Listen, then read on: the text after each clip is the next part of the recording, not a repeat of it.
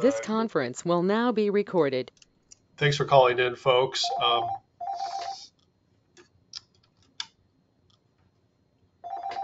I'm sorry, just a moment.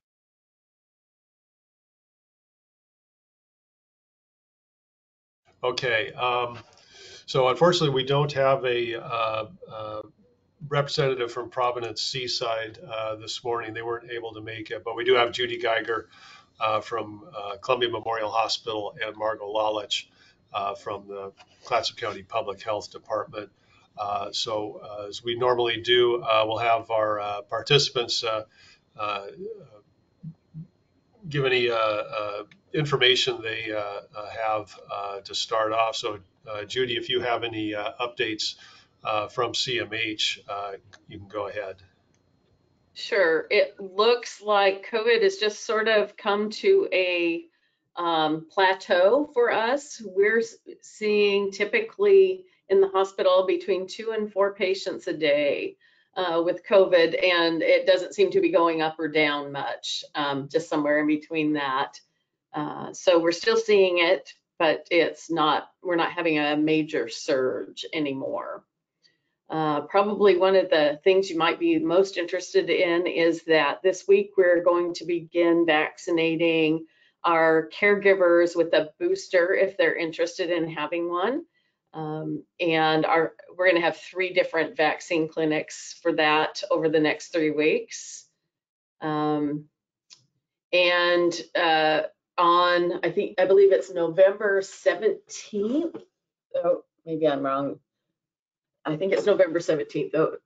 We're planning on the Pfizer vaccine being approved for pediatric patients under 12. And so we'll be able to offer vaccines, and we're going to have a clinic for that to happen. That's going to be on the 13th, Judy. 13th, thank you. I knew it just didn't seem like, I thought it was a Friday or a Saturday. That's all I have today. Okay, thanks, Judy. Margot, do you have anything for us? I do. Good morning, everyone. Thanks for your continued interest.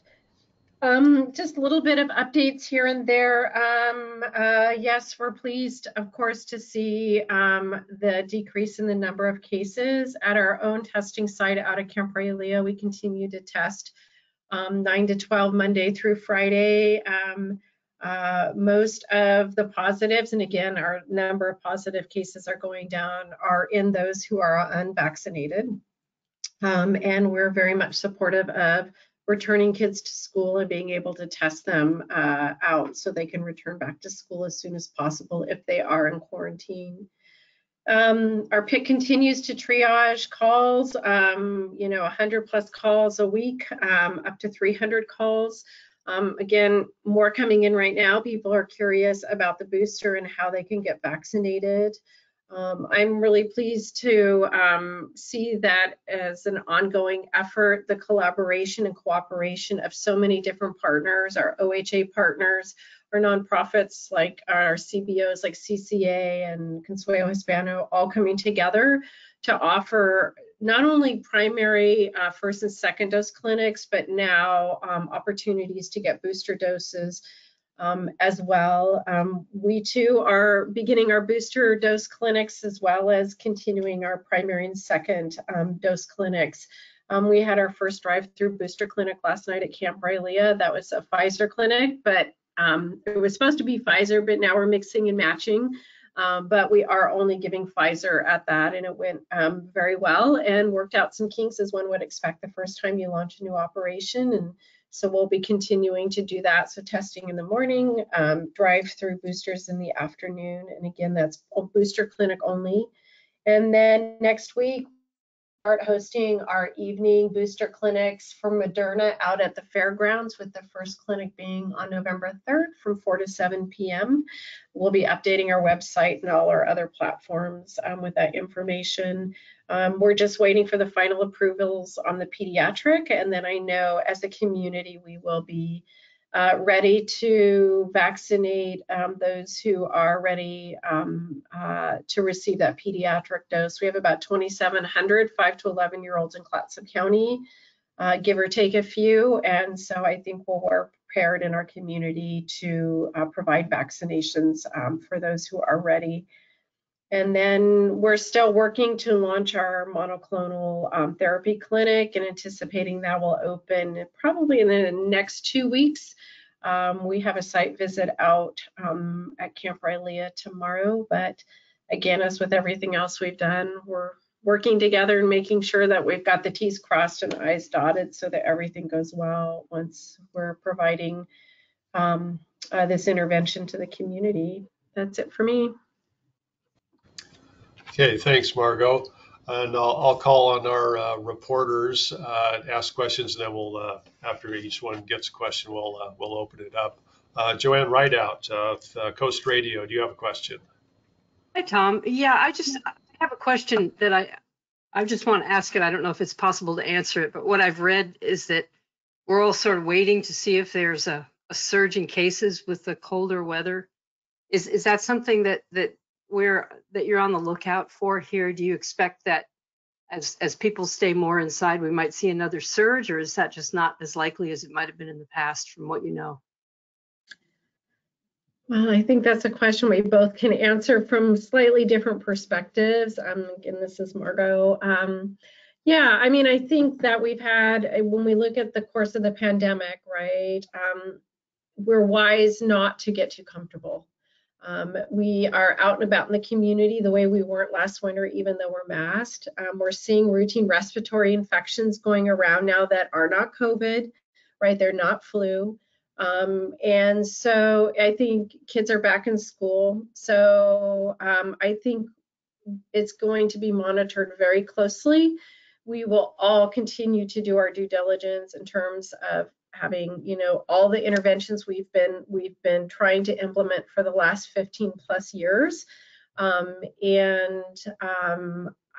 think that experience tells us that it's not over till it's over, and that there could be a surprise this winter that we're not expecting. So I think we're continuing to be vigilant. Certainly here in public health, we are.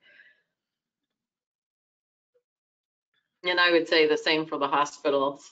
We're just watching out to see what being indoors does for us, not only with COVID, but with things like influenza and other respiratory illnesses. Okay, thank you very much. Okay. All right, thanks. Cindy Inkst, Columbia Press, do you have a question? I just wondered what types of are we seeing more of the Delta variant or other types, and how serious are the cases coming in that do make their way to the hospital? So I can speak to the variant, and yeah, I mean, when you look at, you know, they don't sequence every single test, they can't, but it's all random sampling, but it's still Delta. I mean, it's of all the sampling they're doing, it's primarily Delta variant, and we know a lot about that variant at this point in time.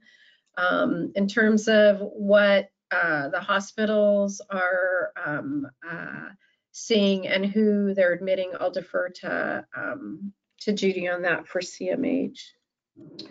Sure. This is Judy here at CMH. We're seeing a mix of patients. Some are sick enough to be in the hospital, but certainly are not going into critical care and on a ventilator. But we are still seeing patients that we're needing to put on ventilators. And if they continue to deteriorate, we're sending them to Portland hospitals as we're able to do. So it's a mix. Okay, thanks. Okay. All right, thank you. Eric Bengal with the Astorian, do you have a question? Yeah, so what is the hospital's core concern right now with regard to COVID? Well, I think that we're still continuing to see cases of COVID coming into the hospital and needing hospitalization. Along with, you know, we're now trying to take care of patients who've maybe not come in to get as much health care as they've needed over the past year and a half, almost 2 years now. And so our patients seem to be a little bit sicker. And we're trying to be able to manage all of them, plus still getting COVID. Thank you.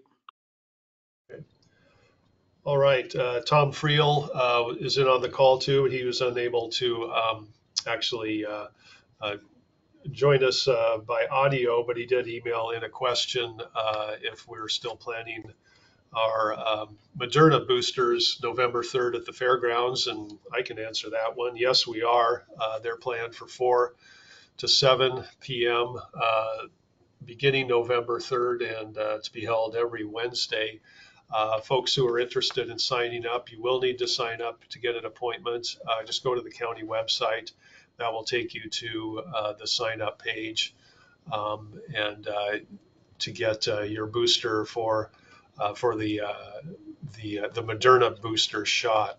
We originally announced that these clinics were going to offer Moderna and Johnson & Johnson, but they actually will be offering just the Moderna booster. So I don't know if Margot, you had anything to add to that on our Moderna clinics. Nope, that's correct. Thank you. Okay. All right. Any reporters have any other questions? I do have another question. Sure, go ahead. Are the mixed boosters going to be allowed immediately or as soon after November 3rd as you have supplies?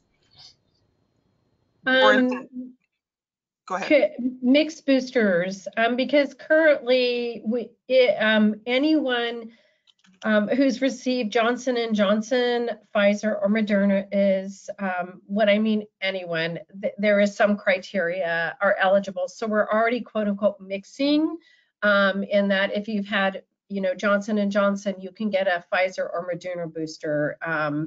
And so what we really focus on at this point is making sure that we adhere to the minimum spacing. So if someone received Johnson & Johnson, they're eligible for a booster 2 months later. If it's Pfizer or it's Moderna, it's 28 days after they've completed their series. So, or 6 months after they've completed their series. So if you had the Moderna 6 months ago, can you get the Johnson & Johnson? You could. It wouldn't, be recommended. You could get the Johnson & Johnson. It would make more sense to be getting the Moderna or the Pfizer just based upon the data and efficacy, long-term efficacy, but one could get the Johnson & Johnson. I asked that question because that's what my husband wants to do. Oh, he wants to get a Johnson & Johnson booster? Just because he wants something a different type. Well, what was his primary vaccine? Moderna.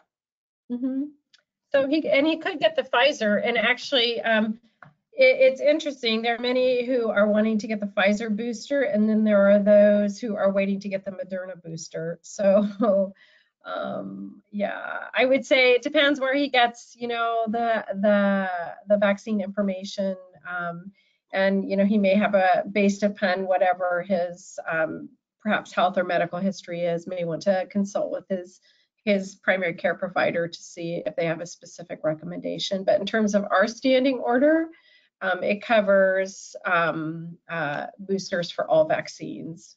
It's just the dosing and the minimum spacing is specifically different. Gotcha. Thank you. Okay, do we have any other questions?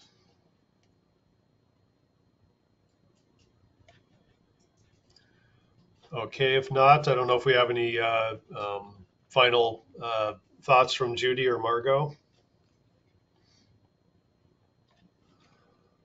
We just appreciate our community continuing to do masking, social distancing, and hand washing, and then getting vaccinated.